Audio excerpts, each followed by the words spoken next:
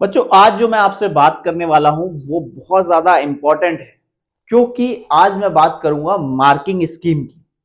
CBSE central board of secondary education अपनी marking scheme किस तरीके की रखता है ये बहुत इंपॉर्टेंट है समझना। क्यों? क्योंकि कई बच्चे बहुत मेहनत करके जाते हैं, बहुत सारा पेपर भी लिख करके आते हैं, बट उन्हें पता नहीं होता किन वर्ड्स पर मार्क्स मिलने वाले हैं या कितने स्टेप्स के मार्क्स हैं। उनको लगता है कई बार बहुत सारे बच्चे ऐसे होते हैं कि जेई मेंस और एडवांस लेवल की तैयारी कर रहे होते हैं, उन्हें सब्जेक्टिव पेपर लिखना नहीं आता। वो क्या करते हैं कि वो स्टार्टिंग का फॉर्मूला लिखते हैं, सीधा सॉल्व करते हैं मन ही मन में और उसके बाद सीधा आंसर लिख देते हैं। वो मार्क्स नहीं गेन कर पाते, जबकि उनके पास टैलेंट की कमी नहीं है। कुछ बच्चे ऐसे होते हैं जिन्हें लगता है कि इंग्लिश में बहुत सारा लिख देंगे तो मार्क्स आ जाएंगे, बट वहां पर कुछ पर्टिकुलर वर्ड्स के नंबर होते हैं।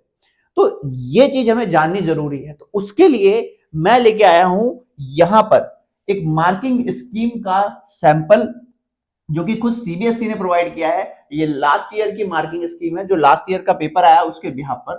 तो चलते हैं सबसे पहले फिजिक्स पे और यहां पर एक सैंपल पेपर डाउनलोड कर लेते हैं। तो ये है मेरे पास पेपर और इस तरफ है इसकी मार्किंग स्कीम। चलिए देखते हैं पेपर को और क्या देखते हैं कि किस तरीके की मार्किंग स्कीम होती है। सबसे पहले अगर आप देखें तो एमसीक्यू आते हैं। एमसीक्यू वैसे तो आपको पूरे सॉल्व करने होते हैं, देखिए इन्होंने पूरा सॉल्व किया हुआ है, बट इसके अंदर अगर आप सॉल्यूशन नहीं भी लिखते तो भी आपको 1 नंबर मिलेगा। ये मैं नहीं, खुद सीबीएसई कहता है। देखिए कैसे यहां पर इन्होंने सॉल्व करके दिखाया, बट ऑप्शन का नंबर दिया है।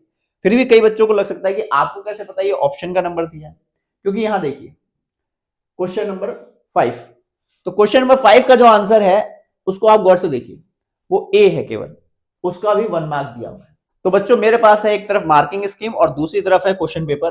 अब मैं आपको दिखाऊंगा कि किस तरीके से आपको मार्क्स मिलते हैं सीबीएसई में। तो चलिए स्टार्ट करते हैं इन्वेस्टिगेशन कि किस तरीके से हमें वहां पर मार्क्स मिलेंगे और हमें कितना लिखना चाहिए और कितना नहीं लिखना चाहिए। आज आपके सारे डाउट जो है दूर हो जाएंगे कि आंसर शीट को लिखा कैसे जाता है उसके रिगार्डिंग।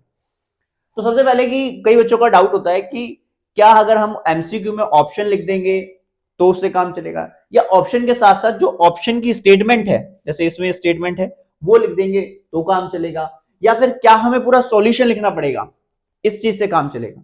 तो इन तीनों बातों का सॉल्यूशन क्या है वो मैं आपको देने वाला हूं। सबसे पहले देखिए, अगर आप पूरा सॉल्व करते हैं डायग्राम बना करके और फिर भी ऑप्शन लिख देते हैं कि ऑप्शन बी इसका करेक्ट है, मान लीजिए आपका क्वेश्चन नंबर 1 है। क्वेश्चन नंबर 1 में आपको जो भी कंडीशन दी है उस कंडीशन के बिहाफ में आप पेपर सॉल्व किया आपने। अब वो सॉल्व करने के बाद आपका आंसर आया बी, आपने लिख दिया, आपको मिलेंगे 1 मार्क। एक बच्चे को लगा कि नहीं मैं तो केवल ऑप्शन लिखूंगा और उसके बगल में स्टेटमेंट लिखूंगा, जैसे कि क्वेश्चन नंबर ये आंसर नंबर 4, क्वेश्चन नंबर 4 देखते हैं। क्वेश्चन नंबर 4 का जो करेक्ट ऑप्शन है वो डी ऑप्शन है। यहां पर इन्होंने डी आंसर दिया हुआ है कि इसका आंसर डी करेक्ट है। डी के साथ उन्होंने स्टेटमेंट लिखी है, उस बच्चे को भी उन्होंने 1 नंबर दिया। इसके बाद अगर मान लीजिए कोई बच्चा स्टेटमेंट भी नहीं लिखता उसके साथ की, मतलब अगर आपको ऑप्शन दे रखा है ए, मान लीजिए इसका ए आंसर है, 4:1 इसका आंसर है, तो 4:1 अगर आप नहीं भी लिखते आप केवल ए लिखते हैं। फॉर एग्जांपल जैसे कि क्वेश्चन नंबर 5 में देखिए, क्वेश्चन नंबर 5 में बच्चे ने ये नहीं लिखे न्यूमेरिक वैल्यू, सिर्फ ये लिखा है ए, तो भी उन्होंने कहा कि नंबर 2, यहां पर नंबर दिए गए हैं 1 मार्क। तो ये आपका पहला डाउट जो एमसीक्यू से रिलेटेड था वो क्लियर हुआ होगा, जिसमें सबसे पहला डाउट आपका ये होता है कि क्या हमें पूरा सॉल्व करना चाहिए, नो नीड। क्या हमें सिर्फ ऑप्शन लिख देना चाहिए, मर्जी है आपकी, अगर आप वो लिखेंगे तब भी आपको मार्क्स मिलेंगे और पूरा सॉल्व करेंगे तब भी आपको मार्क्स मिलेंगे। तीसरा कि क्या ऑप्शन के बगल में स्टेटमेंट लिखनी चाहिए, तो वो जरूरी नहीं है, अगर आप लिखेंगे तो भी ठीक, नहीं लिखेंगे तो भी ठीक। बट यहां पर एक बात ध्यान रखने वाली है कि जो बच्चे हैंडराइटिंग बहुत अच्छी नहीं लिखते, मतलब उनकी बहुत अच्छी हैंडराइटिंग नहीं है, ऐसे बच्चों के लिए स्पेशली ये ध्यान रखें कि वो ऑप्शन लिखने के बाद उसके बगल में जो उसकी स्टेटमेंट लिखी है वो स्टेटमेंट जरूर लिखें।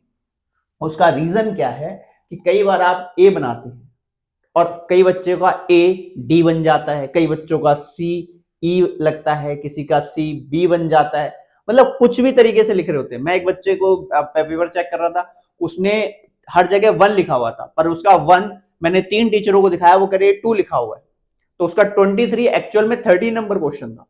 तो ऐसा होता है कि बच्चों की बहुत वियर्ड हैंडराइटिंग होती है, और इसलिए आप उससे बचने के लिए क्या तरीका है कि जब भी ऑप्शन लिखें उसके बगल में उसकी स्टेटमेंट जरूर लिखें। तो ये हुआ आपका एमसीक्यू का। अब बात करते हैं इसके अंदर असर्शन रीजनिंग की। तो असर्शन रीजनिंग में चलते हैं, क्वेश्चन नंबर हमारा 14, 15 एंड 16, तो उसमें चलते हैं।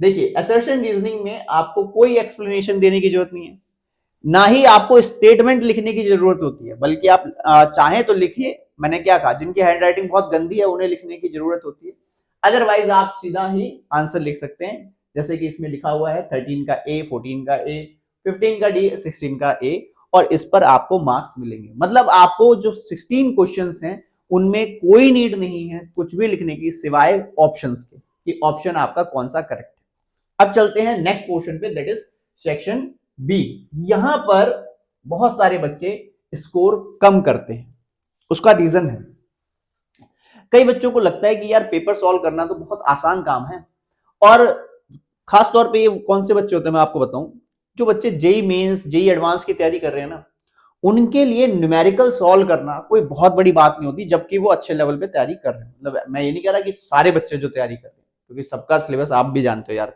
कितना आप किस लेवल पे हो इस समय, आपको खुद को भी पता होगा जो भी वीडियो देख रहे हैं। और जो अच्छे लेवल पे हैं बच्चे, मैं उनकी बात कर रहा हूँ, जिनकी बहुत अच्छी प्रैक्टिस हो चुकी है, वो यहां पर मार खाते हैं।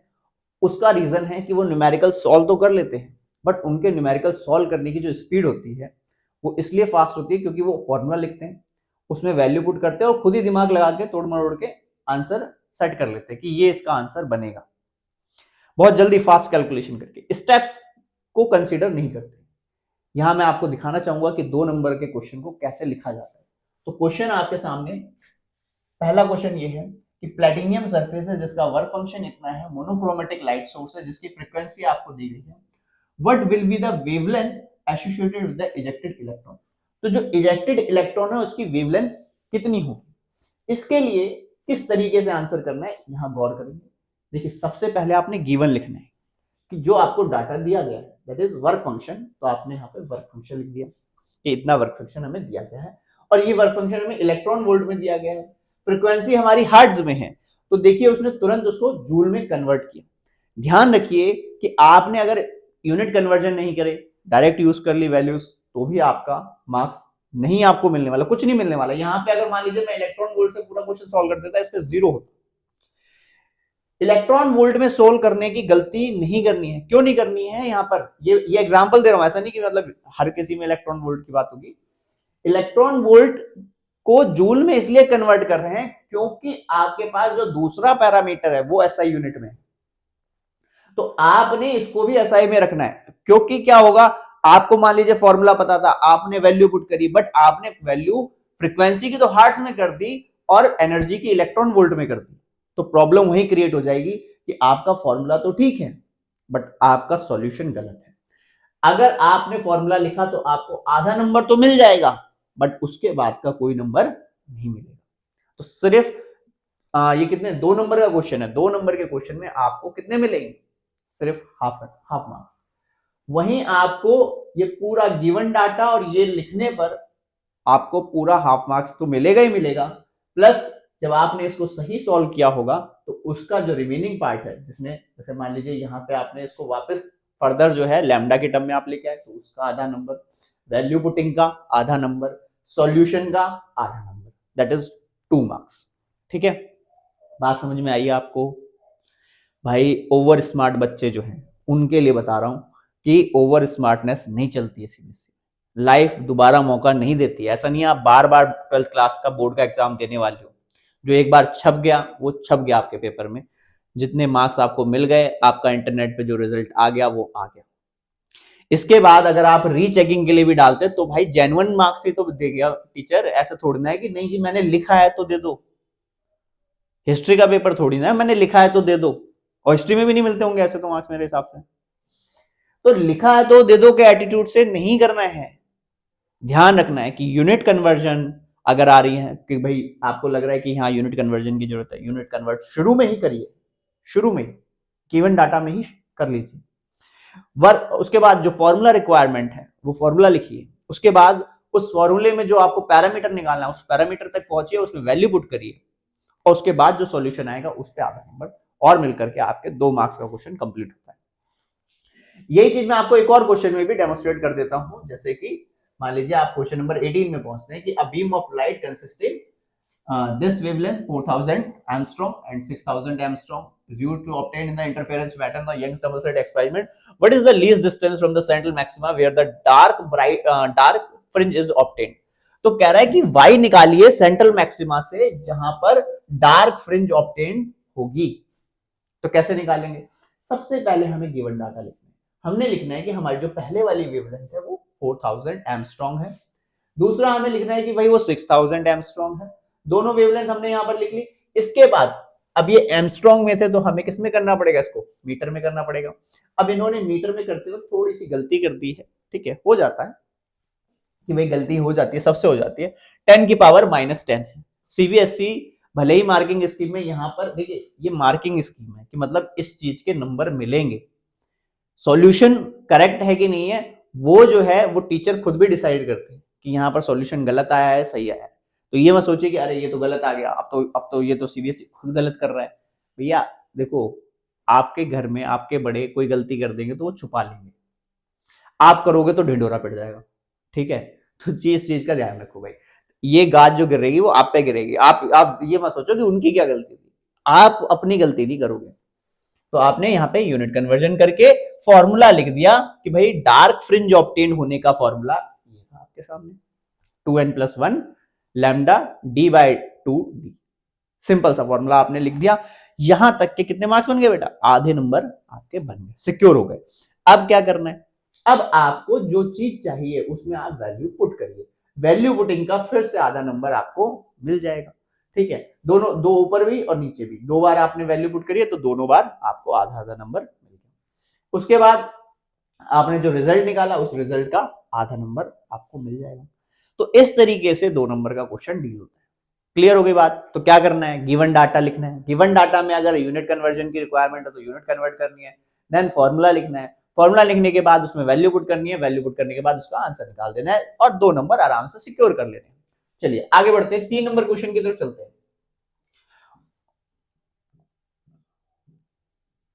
तो सेक्शन सी पे आ गए हैं हम 3 नंबर क्वेश्चन पे, ठीक है। अच्छा 3 नंबर क्वेश्चन से पहले मैं आपको ये क्वेश्चन नंबर 21 जरूर दिखाना चाहूंगा। उसका रीजन है कि जब भी आपको 2 नंबर के क्वेश्चन में 2 पार्ट लिखे हों तो ये आपके दिमाग में क्लियर कट हो जाना चाहिए कि वो एक नंबर का होगा और दूसरा वाला पार्ट 1 नंबर का होगा। उसमें जो भी हम करेंगे उसमें आधे आधे के हिसाब से डिवीजन, मतलब ऐसा नहीं होगा कि आपको कोई क्वेश्चन में 1.5 नंबर मिल जाएगा, कोई में आधा मिल जाएगा, ऐसा कभी नहीं होता। पहला पार्ट 1 नंबर, दूसरा पार्ट भी 1 नंबर, इस चीज का ध्यान रखिएगा। तो ऐसा मत करिए कि एक तो बहुत अच्छे से कर दिया और दूसरे में बस एक छोटी सी वैल्यू लिख के छोड़ दी। नहीं, छोटी सी वैल्यू लिखने के का दिक्कत क्या होगा? आपको आधा ही नंबर मिलेगा, क्योंकि आपने आंसर डायरेक्ट लिख दिया तो आपको आधा ही नंबर मिलेगा ना भाई। तो जो उसकी स्टेटमेंट है या जो न्यूमेरिकल है वो प्रॉपर तरीके से सॉल्व करिए। आधा नंबर उसका है जो आप प्रोसेस अपना रहे हो और आधा नंबर उसका है जो आप आंसर ऑब्टेन कर रहे हो। तो कई बच्चों की दिक्कत ये होती है कि वो आंसर ऑब्टेन करते वक्त करते क्या है, जैसे मान लीजिए इतनी बड़ी कैलकुलेशन आ गई, अब उन्होंने कहा सर मेरे को तो इतनी बड़ी कैलकुलेशन आ गई थी, मैंने यहीं पे छोड़ दिया। तो भाई साहब यहाँ पर आधा नंबर मिलना था इसका सॉल्व होकर के, नहीं मिलेगा, सीधा डिडक्शन है। और आधा आधा नंबर करके अगर मान लीजिए आपने 10 क्वेश्चन में छोड़ दिया, 5 तो वैसे ही चले गए। और आप क्या सोचते हो कि भाई आप 70 में से 70 का पूरा ठीक करके आए थे कि 5 आधे आधे करके इसमें छोड़ देंगे तो 65 तो वैसे भी आ जाएंगे। भाई साहब बहुत डिफिकल्ट पेपर आता है फिजिक्स का, तो इन सब बेवकूफियों में नंबर ना कमाएं, आप आराम से बैठ के सॉल्व करें। मैं आपको पेपर कैसे 2 घंटे 40 मिनट में कैसे आप फिजिक्स का पेपर सॉल्व कर सकते हैं ये भी मैंने आपको बताया। तो आप 2 घंटे 40 मिनट में पूरा पेपर सॉल्व कर सकते हैं अपना। इसलिए जो है 20 मिनट जो आपको बचेंगे उसमें आपके पास इनफ टाइम है जो क्वेश्चन छूट गए उन्हें अटेम्प्ट करने के लिए। तो ध्यान रखिएगा कि आप जो भी क्वेश्चन करें उसे प्रॉपर तरीके से करें और सॉल्यूशन देखिए कितना सिस्टमैटिक होता है। बहुत गंदी तरीके से कई बच्चे पेपर लिखते हैं, कुछ भी कहीं पर भी लिख दिया, कोई भी फॉर्मूला कहीं पे भी पुट कर दिया। मत करो भाई ऐसा। पेपर जितना नीट एंड क्लीन होगा, जितना साफ सुथरा होगा, जितना सीक्वेंशियल होगा, ठीक है, ये नहीं कि पहले तीसरा क्वेश्चन कर दिया फिर 30वां क्वेश्चन कर दिया, फिर 23वां क्वेश्चन कर दिया, फिर 13 क्वेश्चन कर दिया। अरे भाई 3 नंबर का पैटर्न बना करके पेपर सॉल्व कर दिया। अरे यार एक बात बताओ, अगर मैं खुद तुम खुद सोचो, ठीक है, कि तुम्हारे हाथ में एक पेपर है जिसमें पहले थर्ड नंबर क्वेश्चन है, फिर 13 नंबर क्वेश्चन है, फिर 30 नंबर क्वेश्चन है, फिर 15 नंबर क्वेश्चन है, ऐसा क्वेश्चन लिखा हुआ है, और आपको कहा जाए पेपर चेक करना है। तो आप जब तीसरा क्वेश्चन चेक करोगे तो भले ही फ्लो में चेक कर दो कि हाँ ठीक है तीसरे का तो मुझे पता है, पर जब आप 30 नंबर क्वेश्चन पे जाओगे तो एकदम से नहीं चेक कर दोगे कि हाँ इसका तो यही आंसर है, 30 का मुझे याद है।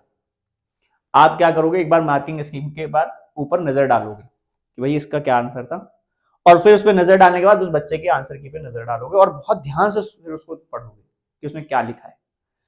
तो फ्लो में जब पेपर चेक होता है तो बहुत माइनर मिस्टेक्स आइडेंटिफाई नहीं हो पाती, पर जब फ्लो में पेपर चेक नहीं होता, ऐसे गंदी तरीके से पेपर लिखा जाता है कि ये पहले लिख दिया, वो बाद में लिख दिया, ये दूसरा पहले लिख दिया, उसमें क्या होता है पेपर बहुत बारीकी से चेक होता है, और जितना ज्यादा बारीकी से पेपर चेक होगा ना उतना ज्यादा तुम्हारे जो है भाई दिक्कत आने वाली है। ठीक है, समझ गए होगे तुम लोग क्या बोलने वाला था। तो अब बात करते हैं सेक्शन सी की। सेक्शन सी में आप देखो यहाँ पर क्वेश्चन है कि identify X and Y shown in the diagram and draw the output of X and Y.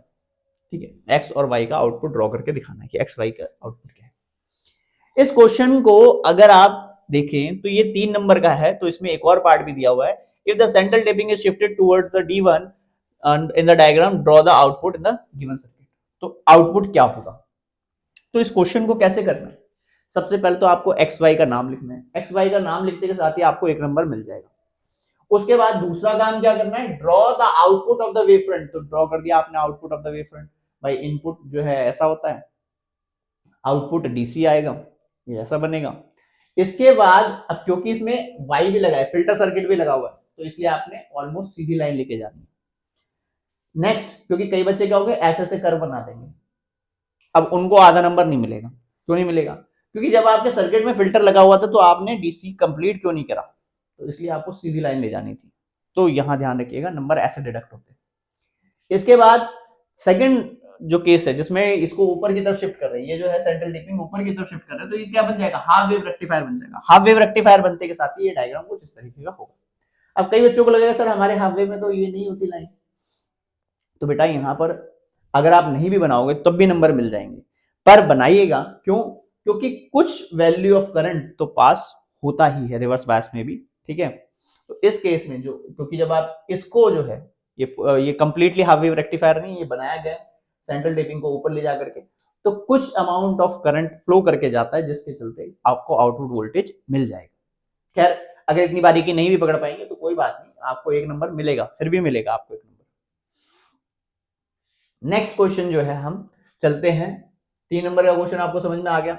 अब हम चलते हैं थोड़ा सा और आगे, स्टेप मार्किंग देखते हैं कि किस तरीके से की जाती है। देखिए यहां पर भी ऐसा ही है कि पहला क्वेश्चन 2 नंबर का, दूसरा आपने उसको जो भी उसके पॉइंट पूछे गए, क्वेश्चन देखते हैं 24 number, why these two type of telescope are preferred over a refracting type telescope. तो रिफ्रैक्टिंग टाइप टेलीस्कोप की जगह पे जो है हम रिफ्लेक्टिंग टाइप टेलीस्कोप क्यों इस्तेमाल करते हैं, उसके 2 यूजेस आपने लिख के देने हैं कि भाई ये इसकी एडवांटेज है, तो आपको 1 नंबर मिल जाएगा, और ऊपर जो बनाया डायग्राम उसके 2 नंबर मिल जाएंगे। अब कई बच्चे में से कहते हैं सर इसमें सिर्फ डायग्राम बनाना होता है, ये इसमें कुछ लिखना नहीं होता।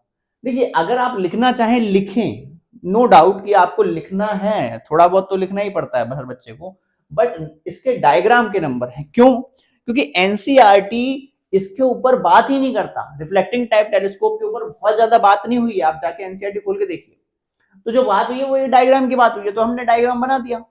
जो आप हमें बुक पढ़ने के लिए दे रहे हैं ना, हम उसी बुक के आंसर्स जो है कॉपी पेस्ट करते हैं। ठीक है, तो एनसीईआरटी जो है सीबीएसई कंसीडर करता है, इसलिए एनसीईआरटी का ही as it is diagram copy paste किया हुआ है। देखिए आंसर की में भी डायरेक्ट उठा के डाला हुआ है, तो यहां तक आपको बात मेरे हिसाब से समझ में आएगी। यहाँ पे भी देखिए एनसीईआरटी के डायग्राम कॉपी पेस्ट किए, तो आप कोशिश करें कि एनसीईआरटी को भी एक बार जरूर पढ़ें, उसके सारे डायग्राम्स को अपने नोट्स के अंदर इनबिल्ट करें और ये चीजें बार बार रिवाइज करें। ठीक है, आपको आई होप ये मार्किंग स्कीम वाला वीडियो बहुत हेल्पफुल लग रहा हो, क्योंकि देखो बेटा लिखना तो सबको आता है, पर सही लिखना बहुत कम को आता है। जैसे बोलना सबको आता है, सही बोलना बहुत कम लोगों को आता है। अब बात करते हैं केस स्टडी की। केस स्टडी में भी सेम चीज है कि आपने एबीसीडी के अंदर आंसर कर देने। अगर आप एबीसीडी में आंसर करेंगे तो आपको फुल मार्क्स मिल जाएंगे। ऐसा कुछ भी नहीं है कि आप एबीसीडी में आंसर करेंगे आपको मार्क्स नहीं मिलेंगे, ठीक है। और इस बार जो 30 नंबर की केस स्टडी है वो पता है ना आपको, एमसीक्यू नहीं आ रही है, तो उसमें अच्छे से लिख करके आइएगा। अब आते हैं 5 नंबर के क्वेश्चन में। ये किरचॉफ्स लॉ बहुत लोगों का डाउट रहता है। अगर आप बच्चों का भी डाउट है तो आप मेरे को स्पेशली कमेंट कर सकते हैं। मैं एक बढ़िया सा वीडियो, शानदार वीडियो आपके लिए लेकर के आ जाऊंगा, जिसमें आप हर तरह के किरचॉफ्स के क्वेश्चन को बड़े आसानी से सॉल्व कर सकते हैं। किरचॉफ्स जिनका भी प्रॉब्लम है जरूर कमेंट करके मुझे बताइएगा, ठीक है। मैं इस प्रॉब्लम को सॉर्ट आउट कर दूंगा और आपको एग्जाम में ऐसा बना दूंगा कि आप किरचॉफ्स का क्वेश्चन देखते के साथ ये समझ जाओगे कि 3 नंबर यहाँ पे शॉर्ट श्योर हो चुके हैं। तो 5 नंबर के क्वेश्चन में हम यहाँ पर आ गए हैं। 5 नंबर का क्वेश्चन कैसे करना है, तो मैं ये वाला क्वेश्चन ले रहा हूं, ठीक है, 31 का सेकंड पार्ट।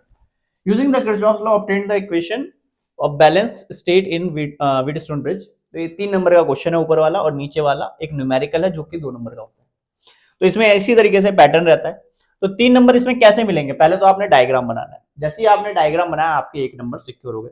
उसके बाद आपने उस डायग्राम के अंदर एरो एरो बनाने, उसके टोटल मिला के आधा नंबर आपको मिल जाएगा।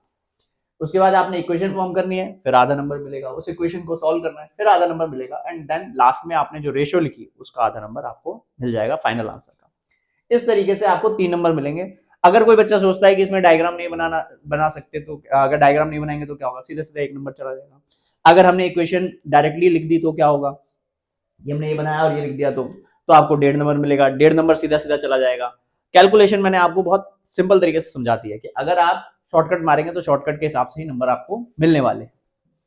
इसके बाद जो 2 नंबर का क्वेश्चन है उसमें कुछ नहीं करना, सिंपली आपने जो आपको डायग्राम दिया था उसे सॉर्ट आउट करना है। सॉर्ट आउट का कोई नंबर नहीं है यहाँ पर, ठीक है। सॉर्ट आउट करके अगर आप बैलेंस कंडीशन में इसको लेके आते तो आपको 1 नंबर सिक्योर हो जाएगा यहाँ पे।